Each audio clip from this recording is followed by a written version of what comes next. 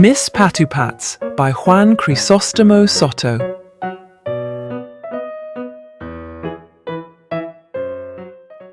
The young woman, Miss Yeyeng, had a face full of makeup. They say her parents were born in a corner of Pampanga in its smallest town. Because of this, Miss Yeyeng was Filipina from head to toe, and even to the very tips of her hair she was Kapampangan. Since they were poor, most of them made a living by selling things. Miss Yeyeng was often seen carrying tubs of ginatan on her head, or selling bitso in gambling houses. She grew into womanhood without any change in her life. The revolution ended. The American military government opened schools and stationed American soldiers there as teachers. It happened that Yeyeng, she wasn't Miss yet at the time, caught the attention of a soldier. He convinced her to study in the school where he taught so that they could understand each other. During their conversations, the soldier spoke English and Yeyeng spoke Kapampangan, so she was forced to study. After a few months, she was already speaking English.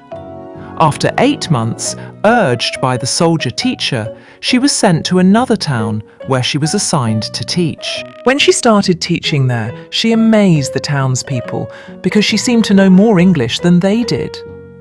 And so time passed. Miss Yeyeng almost stopped speaking Kapampangan, saying she had already forgotten it. She said Kapampangan was harsh and twisted her tongue, so she could no longer speak it straight and stuttered whenever she tried. Those who knew her exchanged glances when they heard this. Her name was then changed to the loud, overpowering Miss Phathupats, a name taken from her wide hips, which she forced into the tight skirt she always wore, making her resemble a patupat or suman sa ibus, wrapped tightly in leaves. From then on, this became her name, and everyone forgot Yeyeng, her sweet little nickname.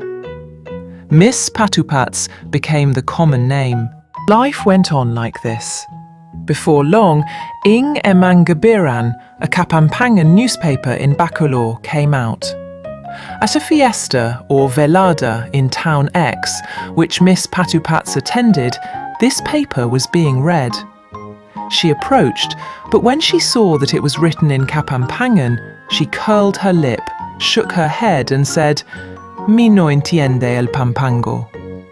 "I don't understand that Castilian, miss," said a bystander, imitating her tone. Everyone in the group smiled, and since they were educated, they didn't show their amusement too openly. The woman, even though she knew she was being teased, continued and said, "To tell the truth, I really have difficulty pronouncing Kapampangan, especially when I try to read it." In those few words she uttered, all sorts of vulgar mishmash of languages, English, Spanish, Tagalog, got jumbled together without rhyme or reason. Those who heard her couldn't contain themselves and burst into loud laughter. Miss Phathupats grew angry, faced those laughing and asked, "Por qué reír?" "Because of the rice porridge, champorado, miss," said the first one who answered. The laughter grew louder, and Miss Phathupats became even more upset. One of those standing nearby said this, "You shouldn't be surprised if Miss Phathupats doesn't know Kapampangan. First, because she has been living with American soldiers for a long time. Second, because she isn't Kapampangan anymore. In fact, her name is Miss Phathupats."